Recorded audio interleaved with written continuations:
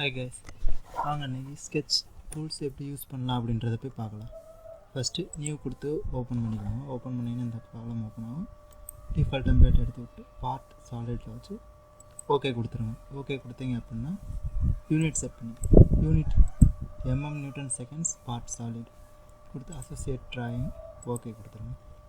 Okay கொடுத்தீங்க அப்படின்னா first front page காலம் ஓப்பன் ஆகிரும். இந்த மாதிரி வரும். இதில் வந்து ஒரு பிளேன் செலக்ட் பண்ணிவிட்டு ஸ்கெட்ச் பண்ணலாம். ஃபஸ்ட்டு இப்போ டாப் பிளேன் செலக்ட் பண்ணுறேன், ஃப்ரண்ட் பிளேன் செலக்ட் பண்ணியிருக்கேன். செலக்ட் பண்ணிவிட்டு ஸ்கெட்ச் அப்படின்னு கொடுத்தீங்க அப்படின்னா ஸ்கெட்ச் வியூ வந்து வந்துடும். இது வந்து 3Dயாக இருக்குது. இதை வந்து 2Dயாக மாற்றணும் அப்படின்னா இதில் வந்து ஸ்கெட்ச் வியூ அப்படின்னு சொல்லி கொடுத்தீங்க அப்படின்னா 2Dயாக கன்வெர்ட் ஆகிடும். இப்போ வந்து இதோட டூல்ஸ் என்னென்ன இருக்குது, எப்படி யூஸ் பண்ணலாம் அப்படின்றத வந்து பார்க்கலாம். ஃபஸ்ட்டு லைன் பார்க்கலாம். லைன் பார்த்தீங்க அப்படின்னா 2 டைப்ஸ் ஆஃப் லைன் வந்து இருக்குது. ஒன்று line chain, line tangent. Line chain எப்படி யூஸ் பண்ணோம் அப்படின்னா ஒரு கண்டினியூஸ் லைன், இப்போ ஒரு டாட் வச்சு இந்த மாதிரி கண்டினியூஸாக ஒரு லைன் வரைகிற மாதிரி. இப்போ கண்டினியூஸ் லைன் வரையும் போது ஹச் அப்படின்ற ஒரு சிம்பிள் வந்துச்சு அப்படின்னா நீங்கள் லைன் வந்து ஹரிசாண்டலாக வரைகிறீங்க. அதுவே லைனில் வந்து வி அப்படின்னு காமிச்சது அப்படின்னா அது வந்து வெர்டிக்கலாக வரைஞ்சிருக்குறீங்க அப்படின்னு அர்த்தம். ஓகேங்களா? நெக்ஸ்ட்டு பார்த்தீங்க அப்படின்னா இந்த லைனை வந்து நீங்கள் இன்க்ளைண்டாக வரையணும் அப்படின்னா இந்த மாதிரி இன்க்ளைண்டாக வரைஞ்சி ஓகே கொடுத்தீங்க அப்படின்னா அதோட டைமென்ஷன் வரும். டைமென்ஷன் வந்து நீங்கள் உங்களுக்கு தேவையான மாதிரி மாற்றிக்கிடலாம். ஓகே, இப்போ இந்த ஒரு ட்ரையாங்கிள் வரைஞ்சிருக்கேன். இந்த ட்ரையாங்கிளில் வந்து ஆங்கிள் கொடுக்கவே இல்லை. ஆங்கிள் நீங்கள் சேஞ்ச் பண்ணணும் அப்படின்னு நினச்சிங்க அப்படின்னா அந்த ஆங்கிள் எப்படி வரைக்கலாம் அப்படின்னு பார்த்தீங்கன்னா ஆங்கிள் டைமென்ஷன் எடிட் பண்ணிக்கலாம். எப்படின்னு பார்த்தீங்கன்னா இங்கே நார்மல் அப்படின்ற ஒரு கமெண்ட் இருக்குது. நார்மல் கமெண்ட் கிளிக் பண்ணிவிட்டு உங்களுக்கு எந்த இதில் டைமென்ஷன் தேவை அந்த 2 லைன்ஸ், இப்போ ஆங்கிள் அப்படின்னா 2 லைன்ஸ் பிட்வீனில் தான் ஆங்கிள் வந்து இருக்கும். இந்த லைனையும் செலக்ட் பண்ணிவிட்டு ரைட் கிளிக் பண்ணுங்கள். ரைட் கிளிக் பண்ணிங்கன்னா க்ரியேட் டைமென்ஷன் இருக்கும். இதில் வந்து ஆங்குலர் தான் நமக்கு தேவை. ஸோ ஆங்குலர் பண்ணிங்க அப்படின்னா அதோட ஆங்கிள் வந்து இங்கே வந்துடும். இதில் வந்து நீங்கள் எடிட் பண்ணிக்கலாம். இப்போ 60 கொடுத்து என்டர் பண்ணிக்கிறேன். ஓகேவா? இப்போ ஆங்கிள் வந்து சேஞ்ச் ஆகிடுச்சு. ஓகே, நெக்ஸ்ட்டு கமெண்ட் பாருங்கள். நெக்ஸ்ட்டு பார்த்தீங்க அப்படின்னா லைன் டேஞ்சன்ட். லைன் டேஞ்சன்ட் பார்க்குறதுக்கு முன்னாடி ஒரு 2 சர்க்கிள் வந்து போட்டுக்கலாம். இப்போ டேஞ்சன்ட் லைன் அப்படின்னால சர்க்கிளோட நார்மலுக்கு 90 டிகிரி இருக்கிறது தான் டேஞ்சன்ட் லைன். இது எல்லாருமே படிச்சிருப்பீங்க. அதுதான் இந்த டேஞ்சன்ட் லைன். இந்த டேஞ்சன்ட் லைன் எப்படின்னா நார்மலாக வர லைன் வந்து சர்க்கிளோட டேஞ்சன்ட் வந்து அக்யூரேட்டாக மீட் ஆகாது. இந்த டேஞ்சன்ட் லைன் வந்து நீங்கள் சர்க்கிளில் எங்கே டச் பண்ணி கிளிக் பண்ணாலும் அது கரெக்டாக டேஞ்சன்ட்டில் போய் ஜாயிண்ட் ஆகிக்கும். பார்த்தீங்கன்னா இதிலே பார்க்கும்போது தெரிஞ்சிருக்கும் எப்படி கரெக்டாக போய் சிம்பிளாக போட்டேன் அப்படின்றது. அதுக்காகத்தான் இந்த ஒரு லைன் கமெண்ட் வந்து கொடுத்துருக்குறாங்க. அதுக்கப்புறமா ரெக்டாங்கிள் பார்க்கலாம். ரெக்டாங்கிள் பார்த்தீங்கன்னா 4 டைப்ஸ் ஆஃப் ரெக்டாங்கிள் இருக்குது. Corner rectangle, slanted rectangle, centre rectangle, parallelogram. Corner rectangle அப்படின்னா ஒரு ரெக்டாங்கிளை வந்து கார்னரில் பிக் பண்ணி ட்ரா பண்ணுற மாதிரி இருக்கும். இந்த மாதிரி கார்னரில் பிக் பண்ணியிருக்கேன். அந்த கார்னரை பிடிச்சி ட்ராக் பண்ணி வரைகிற மாதிரி இருக்கும். இதுதான் கார்னர் ரெக்டாங்கிள். அதுக்கு அடுத்தது பார்த்திங்கன்னா ஸ்லாண்டட் ரெக்டாங்கிள். இப்போ ஒரு ரெக்டாங்கிளை வந்து நீங்கள் ஸ்லாண்டிங்காக, அதாவது ஏதோ ஒரு இன்க்ளினேஷனோட வரையணும் அப்படின்னு பார்த்தீங்க அப்படின்னா இந்த ஸ்லாண்டட் ரெக்டாங்கிள் வந்து வரையணும். ஃபஸ்ட்டு இந்த மாதிரி ஒரு லைன் வரைஞ்சிடுவோம். இந்த லைன் வந்து எந்த இன்க்ளினேஷன் வேணுமோ அதுக்கேற்ற மாதிரி இப்படி வச்சுட்டு அதிலேருந்து ட்ராக் பண்ணி வரைகிற மாதிரி இருக்கும். இந்த மாதிரி ஒரு ரெக்டாங்கிள் வரைகிற மாதிரி இருக்கும். இது பேர் ஸ்லாண்டட் ரெக்டாங்கிள். நெக்ஸ்ட்டு பார்த்தீங்க அப்படின்னா சென்டர் ரெக்டாங்கிள். சென்டர் ரெக்டாங்கிள் அப்படின்னா இப்போ இந்த கார்னர் ரெக்டாங்கிள் பார்த்திங்கன்னா ஒரு கார்னரை பிக் பண்ணி அப்படியே ட்ராக் பண்ணி வரைஞ்சோம். சென்டர் ரெக்டாங்கிள் வந்து ரெக்டாங்கிளோட சென்டர்லேருந்து வரையணும். இந்த மாதிரி ரெக்டாங்கிளோட சென்டர்லேருந்து இப்படி வரையும். இப்போ ரெக்டாங்கிள் வரைகிறது பேர் நாங்கள் ஸ்கொயர் வரையணும். அது எப்படி கரெக்டாக வரையணும் அப்படின்னு பார்த்தீங்க அப்படின்னா இப்போ நீங்கள் ஒரு இப்படி வைக்கும்போது உள்ள 90 அப்படின்ற சிம்பிள் அந்த சிம்பிள் காட்டுச்சு அப்படின்னா அது வந்து ஸ்கொயராக இருக்குது, 4 சைட்ஸும் ஈவனாக இருக்குது அப்படின்னு அர்த்தம். ஓகே, இப்போ ஒரு ஸ்கொயர் வரைஞ்சாச்சு. அதுக்கடுத்து பேரலோகிராம். பேரலோகிராம் அப்படின்னா இப்போது ஒரு ரெக்டாங்கிள் வரைகிறீங்க. அந்த ரெக்டாங்கிளோட 2 சைட்ஸ்க்கு வந்து இன்க்ளினேஷன் கொடுக்கணும். அது எப்படி வரையலாம் அப்படின்னு பார்த்தீங்கன்னா இந்த பேரலோகிராம் கமாண்டை யூஸ் பண்ணி இந்த மாதிரி வரைஞ்சிக்கலாம். வரைஞ்சிட்டு நீங்கள் எந்த டைமென்ஷன் கொடுக்கணும் கொடுத்துக்கலாம்.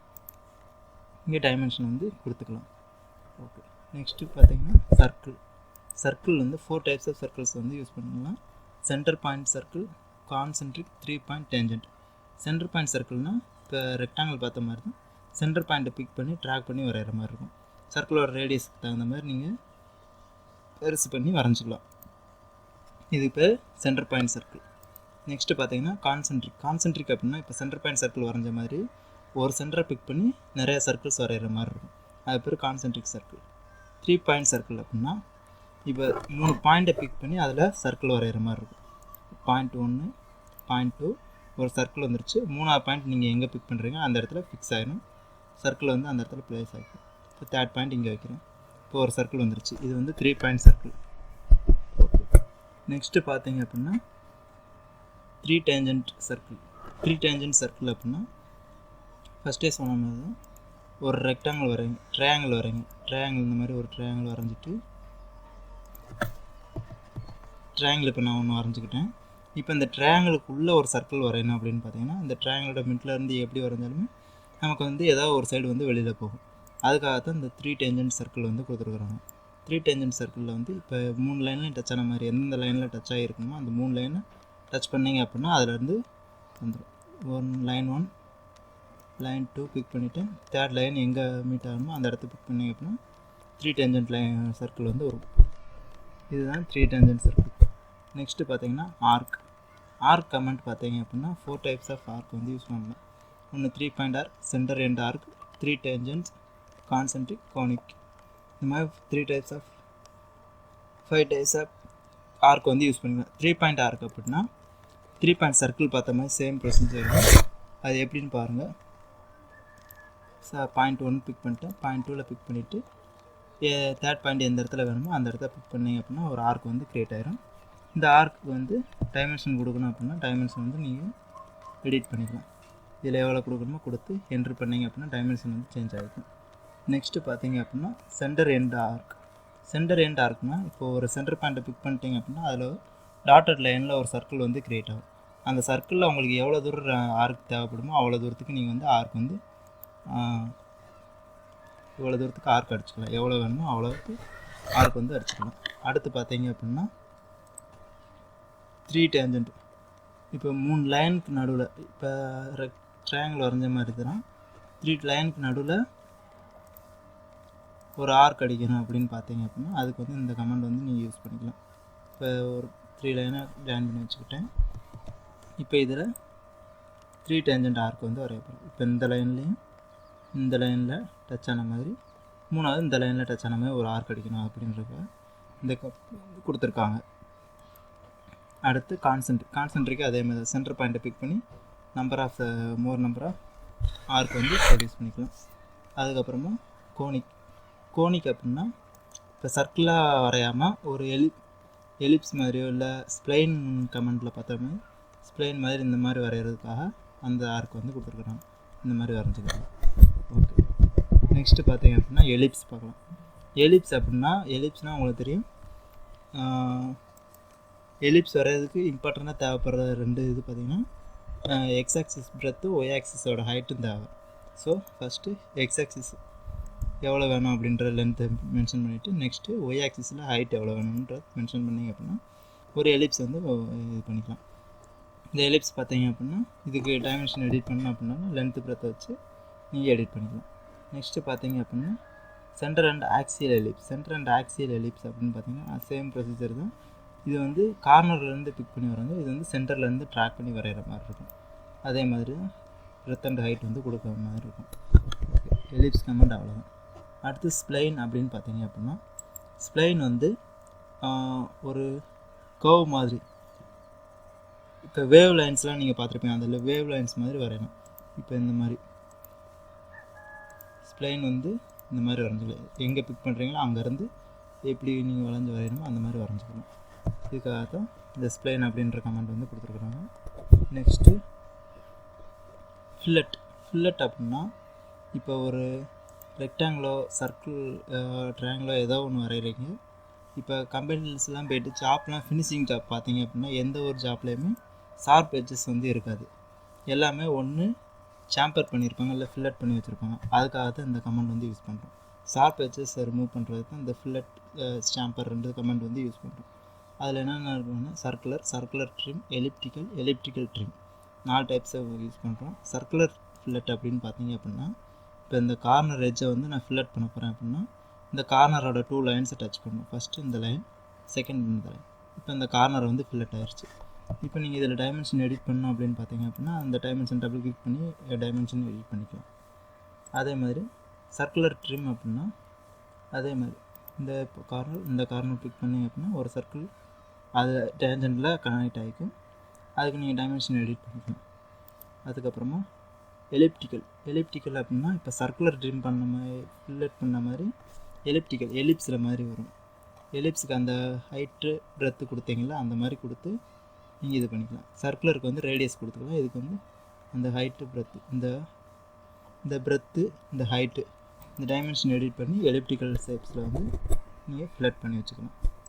எலிப்டிக்கல் ட்ரிம்மும் சேம் ப்ரொசீஜர் தான், அதே மாதிரி தான் வரும். ஓகே, நெக்ஸ்ட்டு பார்த்தீங்க அப்படின்னா சாம்பர் கமாண்ட் எப்படி யூஸ் பண்ணணும் அப்படின்னு பார்த்தீங்க அப்படின்னா, சாம்பர் அதே மாதிரி தான் ஷார்ப் எட்ஜஸ் ரிமூவ் பண்ணுறதுக்காக தான் சாம்பர் யூஸ் பண்ணுவேன். சாம்பரை எப்படி யூஸ் பண்ணணும், இப்போ இந்த எட்ஜு சாம்பர் பண்ணோம் அப்படின்னா ஃபில்லட் யூஸ் பண்ண அதே சேம் ப்ரொசீஜர் தான். இந்த 2 லைனும் டச் பண்ணிங்க அப்படின்னா சாம்பர் ஆகிடும். இதுக்கு நீங்கள் டைமென்ஷன் எடிட் பண்ணணும்னா லென்த்து ஹைட்டு கொடுத்து சாம்பர் வந்து எடிட் பண்ணிக்கலாம். ஓகேவா? நெக்ஸ்ட் பார்த்தீங்க அப்படின்னா டெக்ஸ்ட்டு அப்படின்னு பார்த்தீங்க அப்படின்னா டெக்ஸ்ட் கமாண்டு இப்போ நீங்கள் இஜி ட்ராயிங்கில் ஃப்ரீ ஹேண்ட் ஸ்கெட்சஸ்லாம் படிச்சிருப்பீங்க. அதில் வந்து இந்த side view, top view, front view அப்படின்றதெல்லாம் படிச்சிருப்பீங்க. அந்த மாதிரி ஏதோ ஒரு லெட்டர்ஸ் வந்து நீங்கள் மென்ஷன் பண்ணணும் அப்படின்னா இந்த டெக்ஸ்ட் அப்படின்ற கமாண்டை வந்து யூஸ் பண்ணிக்கலாம். டெக்ஸ்ட் கமாண்ட் கொடுத்துட்டு எங்கே நீங்கள் ஃபாண்ட்டு டெக்ஸ்ட் பண்ண போகிறீங்களோ அந்த இடத்த பிக் பண்ணி ஒரு காலம் ஓப்பன் பண்ணிடுங்க. ஓப்பன் பண்ணிங்க அப்படின்னா என்ன டைப் பண்ணணுமோ அதை இங்கே டைப் பண்ணிவிட்டு டெக்ஸ்ட்டு சிம்பிள் ஏதாவது என்ட்ரு பண்ணால் டெக்ஸ்ட் சிம்பிள் போய்க்கோங்க. ஃபாண்ட்ஸ் எதுவும் ஸ்டைல் மாற்றணும் அப்படின்னா ஃபாண்ட் ஸ்டைல் அது மற்ற இது எல்லாமே இதில் இருக்குது, அதை பார்த்துக்கோங்க. ஓகே, டெக்ஸ்ட் கமாண்ட் அவ்வளோதான். அதுக்கடுத்து ஆப்செட் பார்த்தீங்க அப்படின்னா ஆப்செட்னால் உங்களுக்கு தெரிஞ்சிருக்கும், ஒரு பொருள் இருக்கிறத அதை அப்படியே கொஞ்சம் டிஸ்டன்ஸ் தள்ளி ஆப்செட் பண்ணி வைக்கிறது தான். இப்போ ஆப்செட்லேயே பார்த்தீங்கன்னா 3 டைப்ஸ் ஆஃப் ஆப்செட் வந்து இருக்கும். 3 டைப்ஸ் என்னென்னா பார்த்தீங்கன்னா சிங்கிள், செயின், லூப்பு அப்படின்றது. சிங்கிள் அப்படின்னா இப்போ நீங்கள் இப்போ இந்த ரெக்டாங்கிள் இருக்குது, இந்த ரெக்டாங்கிளில் சிங்கிளாக இது ஒரு சிங்கிள் லைன், இது ஒரு சிங்கிள் லைன், மொத்தம் 4 சிங்கிள் லைன் இருக்குது. இதில் ஒரு லைனை மட்டும் நீங்கள் ஆப்செட் பண்ணி வச்சுக்கிற மாதிரி. இப்போ நான் சிங்கிள் கொடுக்குறேன். சிங்கிள் கொடுத்துட்டு இப்போ இந்த லைனை வந்து டச் பண்ணுறேன். எவ்வளோ டிஸ்டன்ஸில் இதாகணும் அப்படின்ற 10 கொடுத்துட்டு என்டர் கொடுக்குறேன். இப்போ அந்த லைன் வந்து 10 mm தள்ளி ஆப்செட் ஆயிடுச்சு. நெக்ஸ்ட்டு பார்த்தீங்க அப்படின்னா செயின் அப்படின்னா ஒரு செயினாக அப்படியே ஆப்செட் பண்ண மாதிரி இருக்கும். இப்போ இந்த லைனும் சேர்ந்த மாதிரி ஆப்செட் பண்ண போகிறோம். ஆப்செட் கொடுத்துட்டு எவ்வளோ டிஸ்டன்ஸில் ஆப்செட் ஆகணும் அப்படின்றத வந்து கொடுங்க. இப்போ 10 கொடுக்குறேன். அந்த 2 லைனும் 10 mm வந்து ஆப்செட் ஆகிருக்கு. அதுக்கப்புறமா லூப் பார்க்கலாம். இப்போ ஆப்செட் கொடுத்துட்டு லூப் எப்படி பண்ணோம் அப்படின்னா லூப் வந்து பார்த்தீங்க அப்படின்னா என்டையர் செக்ஷன் ஃபுல்லாக எல்லாமே அப்படியே 10 எவ்வளோ கொடுக்குறீங்களோ அந்த டைமென்ஷனுக்கு ஏற்ற மாதிரி ஆப்செட் ஆகிக்கும். இப்போ நான் இந்த ரெக்டாங்கிள் வந்து செலக்ட் பண்ணிவிட்டு எவ்வளோ டிஸ்டன்ஸ்னு கொடுத்தேன் அப்படின்னா அந்த டிஸ்டன்ஸில் வந்து ஆப்செட் ஆகிருக்கும். இப்போ 10 mm தள்ளி ஆப்செட் ஆகிருச்சு இந்த ரெக்டாங்கிள் வந்து.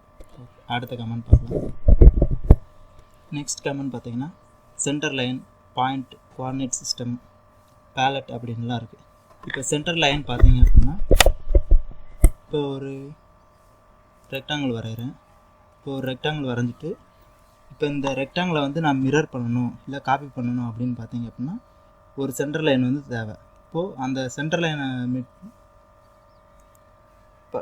இது பண்ணி தான் அது வந்து அப்படியே காப்பி பண்ண முடியும். அதுக்காக இந்த சென்டர் லைன் வந்து யூஸ் பண்ணிக்கலாம். இந்த சென்டர் லைன் இப்படி பிக் பண்ணிவிட்டு ஒரு பாயிண்டில் வச்சு நீங்கள் ஹரிசாண்டலாக வரையணுமோ இல்லை இன்க்ளைண்டாக வரையணுமோ எப்படி கொடுக்கணுமோ கொடுத்துட்டு இந்த மாதிரி இப்போ நான் வச்சுருக்கேன் அதில் வீணு வந்தது, அதனால் இது வெர்டிக்கலாக இருக்குது. வெர்டிக்கலாக நான் இப்போ ஒரு சென்டர் லைன் வரைஞ்சதுக்கப்புறமா இப்போ நான் இந்த ரெக்டாங்கிளை வந்து அப்படியே இந்த சைடு மிரர் பண்ணணும்.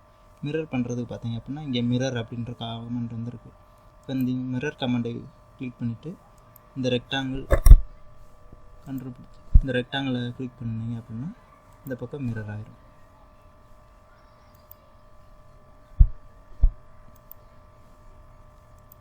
மிரர் கொடுத்து இது பண்ணிங்க அப்படின்னா இப்போ இந்த லைனை டச் பண்ணி அதை மட்டும் இந்த சைடு மிரர் ஆகிடும். நீங்கள் என்டையர் செக்ஷன் ஃபுல்லாக செலக்ட் பண்ணிங்க அப்படின்னா எல்லா பார்ட்ஸுமே இந்த பக்கம் மிரர் ஆகிடும்.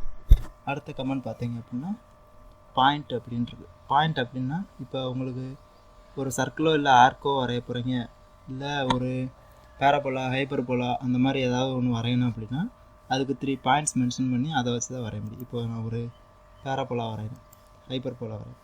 இப்போ 3 பாயிண்ட்ஸ் வந்து மென்ஷன் பண்ணிட்டேன். மென்ஷன் பண்ணிவிட்டு இப்போ அதில் வந்து ஒரு ஸ்ப்ளைன் கமெண்டை யூஸ் பண்ணுறேன். யூஸ் பண்ணி இப்போ ஒரு ஹைப்பர் போலாக வரைஞ்சாச்சு. இந்த மாதிரி வரைஞ்சிக்கலாம். இந்த மாதிரி வரைகிறதுக்கு வந்து பாயிண்ட் அப்படின்ற டூல்ஸ் வந்து யூஸ் பண்ணிக்கலாம். நெக்ஸ்ட்டு பார்த்தீங்க அப்படின்னா பேலட் அப்படின்ற கமெண்ட்டை கிளிக் பண்ணிங்க அப்படின்னா இது வரைக்கும் ஃபோர் சைட்ஸ் உள்ளது, அதாவது ரெக்டாங்கிள், ட்ரையாங்கிள் அந்த மாதிரி உள்ளது தான் பார்த்தோம். இதில் வந்து பார்த்திங்கன்னா நிறையா ப்ரொஃபைல்ஸ் இருக்கும். இதில் டிஃபால்ட்டாக சம் ப்ரொஃபைல்ஸ்லாம் இருக்குது. இந்த C profile, IL, T profile, இந்த மாதிரி நிறையா ப்ரொஃபைல்ஸ் இருக்குது. அதை வந்து யூஸ் பண்ணிக்கலாம். ஷேப்ஸ் பார்த்தீங்கன்னா இந்த மாதிரி ஆர்க்கு ப்ளஸ் இந்த மாதிரி உள்ள ஷேப்ஸ்லாம் நீங்கள் யூஸ் பண்ணிக்கலாம். ஸ்டார்ஸு, அதுக்கப்புறமா பாலிகான் பார்த்தீங்க அப்படின்னா 3 சைட்ஸ், 4 சைட்ஸ், 5 சைட்ஸ் அப்படி இருக்கிறது தான் பாலிகான் அப்படின்னு சொல்லி படிச்சிருப்பீங்க. அந்த பாலிகான்ஸ் எது வேணுமோ அதை நீங்கள் இங்கே செலக்ட் பண்ணி என்ட்ரு கொடுத்து அங்கே போய் வரைஞ்சிக்கலாம். இப்போ நான் ஒரு ஹெக்ஸாகன் வரைகிறேன். ஹெக்ஸாகன் கிளிக் பண்ணிவிட்டு இந்த ஹெக்ஸாகனை வந்து ட்ராக் பண்ணி இங்கே ட்ராக் பண்ணி வச்சதுனால ஒரு ஹெக்ஸாகன் வந்து வந்துருச்சு. இந்த ஹெக்ஸாகனுக்கு வந்து டைமென்ஷன் கொடுத்து நீங்கள் எடிட் பண்ணிக்கலாம். இப்போ ஒரு 20 கொடுக்குறேன். 20 கொடுத்து என்ட்ரு பண்ணேன் அப்படின்னா ஒரு ஹெக்ஸாகன் வந்து வந்துருச்சு. ஓகே, இப்போது இந்த ஹெக்ஸாகனோட எல்லா சைடும் வந்து 20 இருக்கும். பேலட் அப்படின்ற கமெண்ட் வந்து அவ்வளோதான்.